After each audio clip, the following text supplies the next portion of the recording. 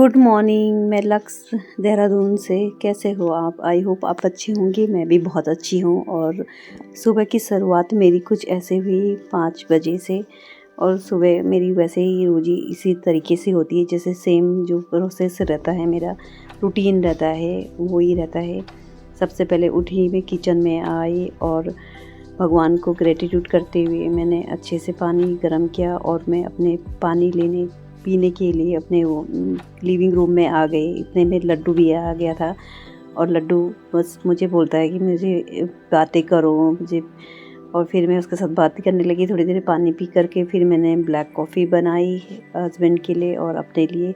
तो मैंने हस्बैंड को भी दे दी थी, उनको भी जगा दिया था और फिर मैं भी अपनी ब्लैक कॉफ़ी लेने लगी। और गाइस, आज सुबह इसलिए भी कुछ स्पेशल है। आज बहुत ही ख़ास दिन है, बेटे का बर्थडे है। और मैंने सोचा कि चलो, पंडित जी ने आना था, उनके गृह पूजन करना है और हवन भी करना है, तो फिर घर की क्लीनिंग की जाए। तो सबसे पहले मैं मंदिर के रूम में आ गई है, झाड़ू पोछा लगाने लगी, अच्छे से घर को साफ़ किया, गंगा जल गौंद से जो भी छिड़काव किया और फिर मैं क्लीन करने लगी, पोछा लगाने लगी। और गाइस, लिविंग रूम से पहले और हम उसके बाद उसमें मेरा रूम है और रूम के बाहर ही मंदिर पूजा घर है और उसके बाहर जो भी है बालकनी है उसका भी क्लीन किया अच्छे से। बच्चों के रूम में भी सफाई कर ली थी और लिविंग रूम से होकर के और बाहर की ओर मैंने पोछा लगाने लगी। और एंट्रेंस का होता है, मेन चीज़ें आपकी है कि एंट्रेंस क्लीन होना चाहिए और मैं सभी क्लीन कर लेती और साथ साथ मेरे काम भी हो रहे थे। पोछा लगाते लगाते सफाई करते करते पूरा मॉर्निंग हो गई थी। 6 बजे देखो कितना उजाला हो गया था और लग भी नहीं रहा था कि 6 बजे, ऐसा लग रहा था कि पता नहीं 7-8 बज गए थे। इतने में पंडित जी आ गए थे 7 बजे और वो उनको मैंने चाय पानी पिलाया। फिर मैं नहा गई थी, नहा कर के मंदिर में आई और जो भी आसन है हवन के लिए और लोग भी परिवार के बैठेंगे तो उनके लिए पंडित जी बोलते हैं यहाँ पर वो बिछा दो। तो मैं पंडित जी के साथ हेल्प करने लगी और आसन बिछाए अच्छे से। फिर मैं आ गई किचन में और किचन में प्रसाद बनाना है और प्रसाद में मैं बनाने जा रही हूँ हलवा, पूरी और पकोड़े। और पकोड़े मैंने दाल के बनाए हैं। दाल को मैंने अच्छे से रात को भिगो दिया था और सुबह मैंने मिक्सर में पीस लिया था और फ्रिज में रख दिया था। जब तक कि फ्रिज में ठंडा सख्त होती है दाल तो तब तक मैंने हलवा बनाने लगी। और हलवा बनाने के लिए मैंने घी लिया कढ़ाई में गरम करके, और गाय का घी लेना शुद्ध तरीके से। और फिर मैंने अच्छे से सूजी की है जो भुनाई करने लगी और जब तक ब्राउन ना हो मैं अच्छे से सूजी को भुनाई करने लग गई। और भुनाई करते करते फिर मैंने उसमें शक्कर डाल दी, चीनी डाल दी और चीनी डालने के बाद फिर मैंने ड्राई फ्रूट्स वगैरह जो भी है, नारियल हो गया, सब खोया वगैरह, उन सबकी भी भुनाई करके साथ साथ। और फिर मैंने पानी भी रखे और मेरा हलवा बनकर रेडी हो गया था। फिर मैं आटा गूँथने लगी पूरी के लिए। हलवा बनकर तैयार हो चुका, फिर मैंने पूरी बनाने के लिए शुरू करने लगी। तो आटा गूँथा, आटे में मैंने अजवाइन डाला और फिर अच्छे से आटा बनाने लग गई और आटा भी गूँथ चुका था। उसके बाद फिर मैंने पकौड़ों के लिए जो मैंने दाल पीसी हुई थी, मैंने पकौड़ों को 4-5 स्पून निकाल ली दाल और उसमें मैंने अजवाइन मसल करके डाल दिया। फिर मैंने मिर्ची डाली, हल्दी डाली, नमक डाली, मिर्च डाला और गरम मसाले और कसूरी मेथी भी। गाइस, बहुत ही टेस्ट आता है और अजवाइन से भी आपके जो पकौड़े हैं ना बहुत अच्छी खुशबू भी आती है और डाइजेस्ट भी हो जाते हैं। और ये उड़द दाल की धुली हुई उड़द होती है, उसके पकौड़े बना रही थी। और गाइस, इसके पकौड़े बनाने के लिए अच्छे से फेंटना पड़ता है। जितनी अच्छे फेंटोगे आप दाल को उतने अच्छे आपके पकौड़े फ्लफी बनेंगे और बहुत सॉफ्ट बनेंगे।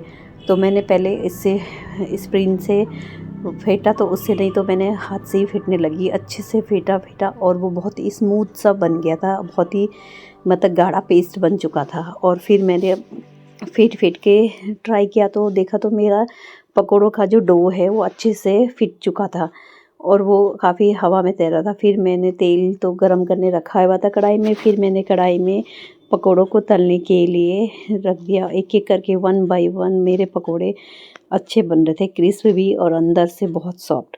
और फिर मैंने उनको अच्छे से एक एक करके कम से कम 10 से 15-20 पकौड़े कढ़ाई में मैंने डाल दिए और उनको अच्छे से फ्राई कर दिए और तल दिए जो भी है। फिर मैंने दूसरे अंदाज में जो वेदू के आकार के होते हैं ना गाइस, गोल गोल से छलनी में, ये मेरा हैक है।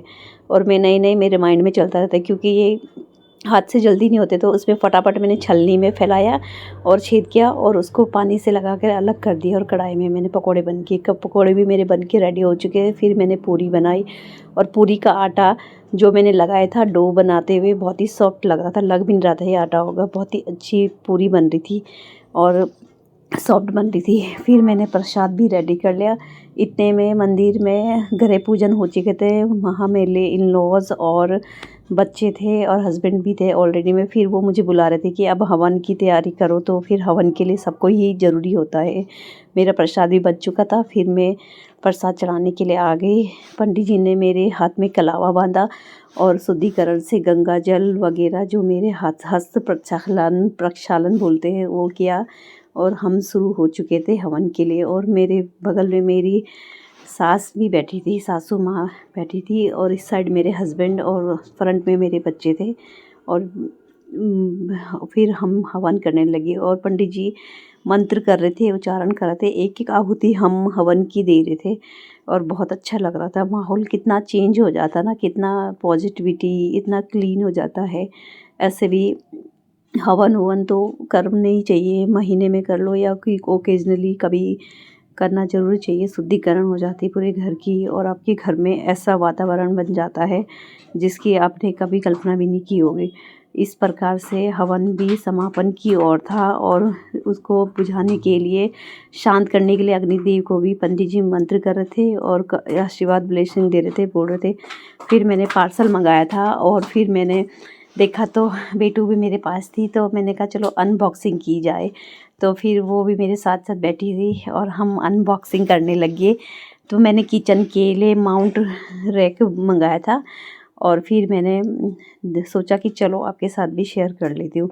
और देखो ये बहुत ही अच्छा है, इसे माउंट शेल्फ भी बोलते हैं। इसमें आप अपना जैसे कॉफ़ी, टी और शुगर वगैरह जो भी होती, सौंफ, इलायची, छोटे छोटे ड्राई फ्रूट्स इस पे रख सकते हैं। और इसमें हुक भी थे गाइस, बहुत अच्छे से मैं इनको एडजस्ट कर रही थी, हुक को दिखा रही थी।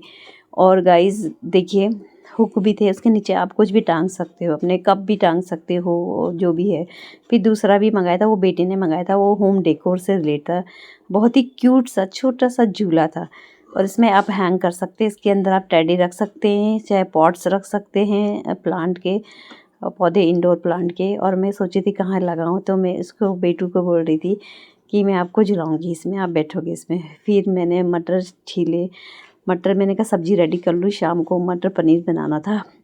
तो फिर पनीर बनाया था, उसको बोलते हैं मीठा वाला पनीर, वो काजू जो उसमें जलती है मलाई, मेरी देवरानी बना रही थी, उसने बनाया था, बहुत टेस्टी बनाया हुआ था। और फिर हमने फिर रात को केक कर दिया और इसे दो दो तीन तीन केक तो दिन भर से बेटा काटे रहा था, उसके फ्रेंड्स भी उससे कट करवाए थे। तो मैंने कहा ज़्यादा सोप नहीं करते, फिर कुछ मैंने फ्रिज में रखे थे और फिर हम केक की तैयारी करने लगे। बेटा कैंडल जलाने लग गया और पास में बच्चे भी बैठे हुए थे, मेरी सास बैठी हुई थी, दादी बैठी थी उसकी। और फिर रेडी कर रहे थे, बुला रहे थे, वो कैंडल जलाई। फिर पापा भी ने एक कैंडल उठा ली थी और मंदिर में रख दी थी। और फिर केक कट सेरेमनी होगी और फिर इस तरीके से हम उसका बर्थडे सेलिब्रेट कर रहे थे। और ये छोटे छोटे मोमेंट्स, ये पल होते हैं, सभी परिवार एक साथ मिल कर के खुशियाँ, अच्छा लगते, इकट्ठे हो जाते हैं। और ये तो मौके होते हैं, ये अच्छा लगता है घर में, और होना भी चाहिए। आपस में प्यार, मेल मिलाप, ये सब चीज़ें होते हैं। और ये बच्चे तो कितना एक्साइटमेंट होते हैं, इतनी खुशी होती है उनको, सबसे अच्छे होते हैं बच्चे, नादान होते हैं, बहुत भोले होते हैं। फिर उनकी चाचियों ने भी उनकी विश करने लगी, उनको केक खिलाया बेटू को। फिर छोटी वाली चाची ने खिलाया सबसे पहले, तो हंस रही थी, वो मजाक पता नहीं क्या क्या बोल रहे थे। फिर बड़ी चाची भी केक विश करने लगी उसको और फिर उसका छोटा भैया भी उसको विश करने लग गया, उसको केक खिलाने लग गया। और वो देखो कितनी मस्ती कर रहा था। और फिर उसकी नानी भी उसको आशीर्वाद दिया, बहुत सारा केक खिला करके। और फिर ऐसे ऐसे करके बस बर्थडे सेलिब्रेट हुआ। और उसके बाद फिर मेरी बारी आती है उसकी मॉम की, और उसकी मॉम ने भी उसको आशीर्वाद दिया। और खैर वो तो हमेशा ही रहता है एक मदर का बेटे को, बच्चों के प्रति सभी मदर्स गाइस आशीर्वाद ब्लेसिंग रहती है, वो ना भी दे तो उनको मिल ही जाती है। और फिर मैं बस यही था, इस तरीके से शेयर बर्थडे मनाया गया। तो बस आज के लिए इतना ही, मैं मिलती हूँ आपको अगले वीडियो में। अगर आपको थोड़ा भी ब्लॉग अच्छा लगा होगा तो कमेंट्स, लाइक, सब्सक्राइब करना। तब तक के लिए अपना ध्यान रखना। Take care, bye bye.